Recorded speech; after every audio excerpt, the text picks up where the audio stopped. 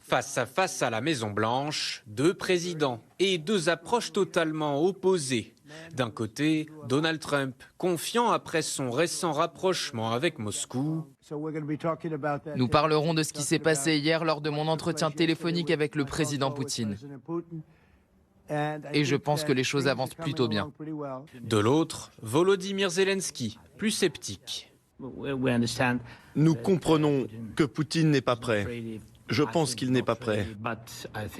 Mais je suis convaincu qu'avec votre aide, nous pouvons mettre fin à cette guerre. Le président ukrainien demande un meilleur soutien militaire à Washington. Il propose d'échanger des milliers de drones contre la livraison de Tomahawk, des missiles longue portée permettant de frapper la Russie en profondeur. Réponse plutôt fermée de Donald Trump.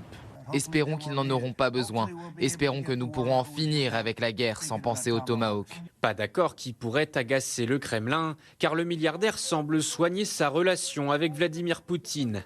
Après un appel qualifié de productif, les deux dirigeants prévoient d'ici peu une rencontre officielle à Budapest en Hongrie. Donald Trump espère un accord de paix au plus vite. Ils devraient mettre fin à la guerre immédiatement. Il faut respecter la ligne de front, où qu'elle se trouve, sinon ça devient trop compliqué.